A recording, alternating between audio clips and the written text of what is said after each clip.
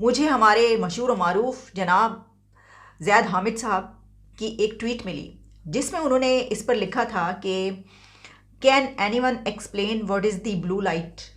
उन्होंने लिखा कि भाई ये तो बारिश भी नहीं हो रही, ये बादल भी नहीं छाए हुए, ये ऐसा मौसम भी नहीं है, तो फिर ये जो लाइट है ये क्या है।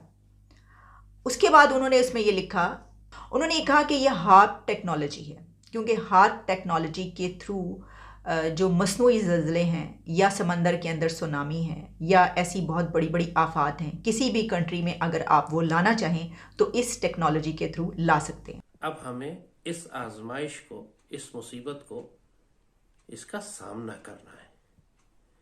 लेकिन ज़्यादा चीज़ जो मुझे खौफ दिला रही है वो ये कि अल्लाह ना करे अगर ऐसी कोई आजमाइश पाकिस्तान में आ गई तो पाकिस्तानी कौम तो बिल्कुल भी इसके लिए तैयार नहीं है।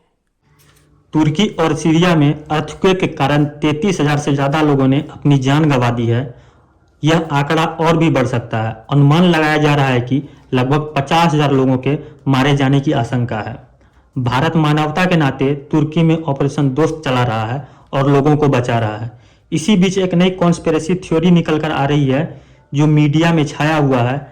इस थ्योरी के मुताबिक तुर्की और सीरिया में भूकंप लाने के पीछे अमेरिका का हाथ बताया जा रहा है। एक तरफ पूरी दुनिया के लोग तुर्की की आपदा पर दुख जता रहे हैं, वहीं कॉन्स्पिरेसी थ्योरी में इसके पीछे हार्प को वजह बताया जा रहा है। सोशल मीडिया पर किए जा रहे दावों में कहा जा रहा है कि नाटो में स्वीडन की एंट्री नहीं मिलने से तुर्की ने नाराजगी जताई थी। तुर्की में भूकंप पैदा करके अमेरिका ने इसी बात की सजा उसे दी है। बताया जा रहा है कि अमेरिका ने इसके लिए हार्प की मदद ली है। ट्विटर पर तमाम वीडियो अपलोड करके लोग अपनी बात साबित करने में जुटे हैं। ऐसे ही एक वीडियो अपलोड किया गया है। इस वीडियो में भूकंप के वक्त बिजली चमकती दिखाई दे रही है। वीडियो अपलोड करने वाला का दावा है कि जब भूकंप आता है तो बिजली नहीं चमकती है। इसी से साबित हो रहा है कि इसके लिए किसी बाहरी शक्ति का इस्तेमाल किया गया है। हार्प अलास्का में स्थापित एक अमेरिकी रिसर्च सेंटर है। अमेरिका का यह प्रोजेक्ट साल 1990 से चल रहा है। यह धरती की सरफेस से 400 मील ऊपर तक अंतरिक्ष के ठीक किनारे पर मौजूद आयन मंडल को स्टडी करता है।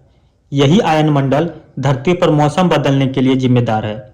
इसके चलते ही अमेरिका इस आयन मंडल का स्टडी कर रहा है।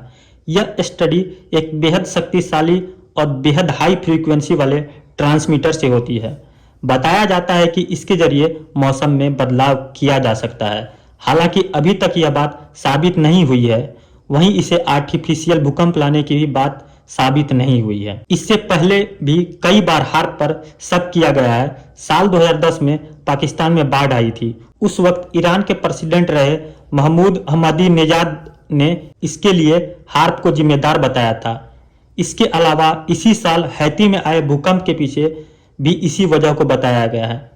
इसके अलावा चिली में भूकंप, जापान के फुकुशिमा परमाणु केंद्र में आए भूकंप और सुनामी के पीछे भी हार्प को ही वजह बताया गया है। हालांकि अभी तक इन दावों की वैज्ञानिक रूप से कोई भी पुष्टि नहीं हुई है। अब पाकिस्तानी मीडिया भी यही आरोप अमेरिका के ऊपर लगा रहा है कि तुर्की और सीरिया में जो भूकंप आया है उसके पीछे अमेरिका का हाथ है। तो आइए देखते हैं पाकिस्तानी मीडिया इस पर क्या कहता है। कि जब ये आर्टिफिशियल है तो फिर ये कैसे हो गया कि अल्लाह की मर्जी के बगैर। तो वो भाई अगर ये बहस नहीं है, बहस ये है कि कोई भी काम अल्लाह की मर्जी के बगैर नहीं हो सकता है। अगर ये अमेरिका भी कर रहा है, आर्टिफिशियल भी कर रहा है, तब भी ये अल्लाह का हुक्म तो फिर यही है। टर्की में आने वाले ज़लज़ले के मुतालिक ये कहा जा रहा है कि ये एक टेक्नोलॉजी के थ्रू लाया गया है और उस टेक्नोलॉजी का नाम है हार्प, HAARP। मैंने कहा अच्छा ये हार्प टेक्नोलॉजी क्या है। इसको जब मैंने देखा तो इसके बारे में, तो ये एक प्रोग्राम है जिसको कहा जाता है the high frequency active auroral research program, HAARP. और ये प्रोग्राम 1993 में स्टार्ट हुआ था और कहा जाता है कि कुछ कंट्रीज़ के पास ये है इसकी टेक्नोलॉजी। ख़ास तौर पर एक अमेरिका का नाम लिया जाता है इसके बारे में।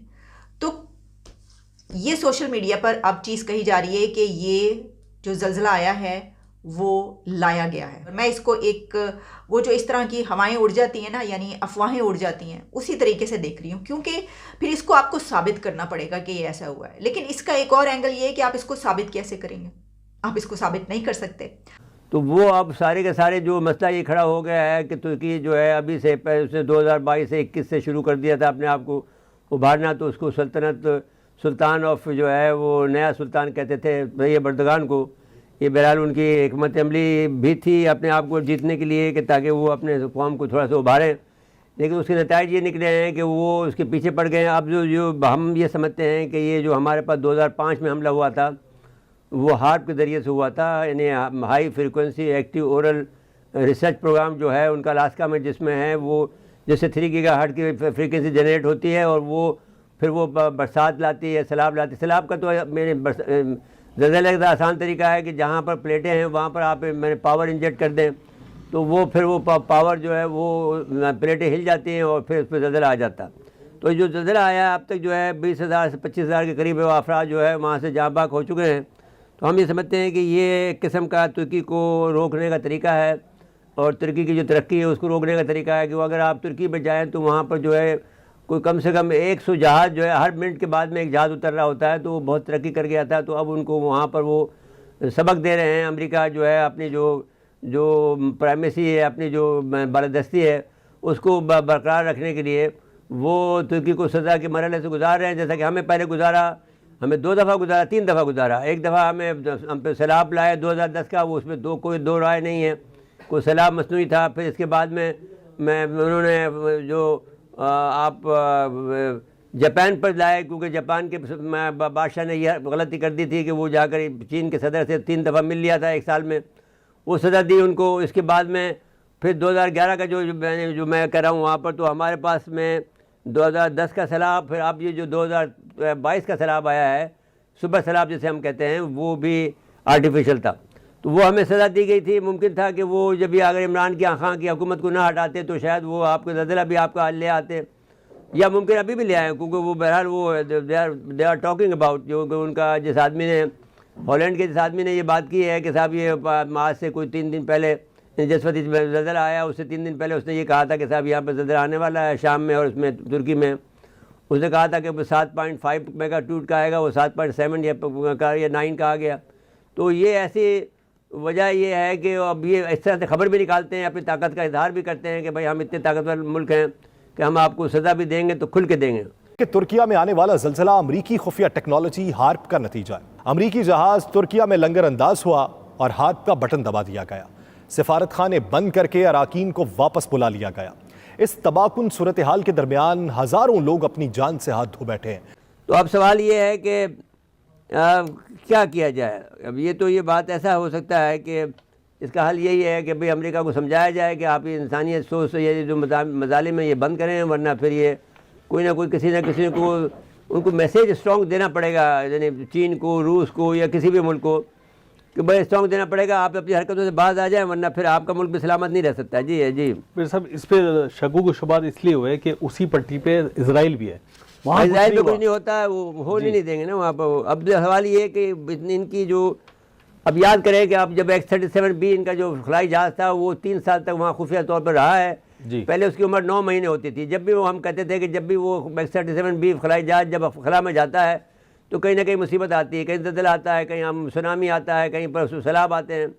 लेकिन अब इस दफ़ा जब वो गए हैं तो उन्होंने इससे ज़्यादा एक्सटेंड की है और उन्होंने सही जगह पर पॉइंट आउट कर दिया है कि जब ये आर्टिफिशियल है तो फिर ये कैसे हो गया कि अल्लाह की मर्ज़ी के बगैर। तो वो भाई अगर ये बहस नहीं है, बहस ये है कि कोई भी काम अल्लाह की मर्ज़ी के बगैर नहीं हो सकता है। लेकिन अब सवाल ये है कि ये फिर क्यों हुआ। तो ये अगर कोई ऐसे गुनाह होंगे जो कि होना होगा, या कोई अल्लाह ताला इससे कोई नई चीज़ पैदा करना चाहता होगा तो कोई ये वजह से हुआ। लेकिन बात अपनी जगह पर ये दुरुस्त है, ये सही बात है जो हम कहते हैं कि भाई अल्लाह के हुक्म के बगैर पत्ता भी नहीं हिल सकता, जो दुरुस्त बात है। अगर ये अमेरिका भी कर रहा है, आर्टिफिशियल भी कर रहा है, तब भी अल्लाह का हुक्म तो फिर यही है। 6 फरवरी के ज़लज़ले ने जो है ये बता दिया है कि अमेरिका का जो हम हमेशा कहते थे कि हम रूस से भी कहते हैं, चीन से भी कहते हैं कि हतमी जो उनका हथियार है वो ये हार्प है। तो जो इतनी भी आप तरक्की कर लें, ग्लाइडेड व्हीकल मिसाइल बना लें या कुछ भी बना लें, लेकिन उनके पास जो हार्प की जो टेक्नोलॉजी है वो आपके पास नहीं है, ना रूस के पास है, ना चीन के पास है, और अगर है भी तो वो इस्तेमाल नहीं करते क्योंकि वो इंसानियत पर शायद यकीन रखते हैं। आप क्या सोचते हैं इन सब मुद्दों पर? अगर आपकी कोई राय है तो कमेंट के जरिए आप हमें दे सकते हैं। अगर वीडियो आपको पसंद आया है तो वीडियो को लाइक कीजिए, अपने दोस्तों के साथ शेयर कीजिए। अगर आप नए हैं तो इस चैनल को सब्सक्राइब करना बिल्कुल मत भूलिएगा। जय हिंद।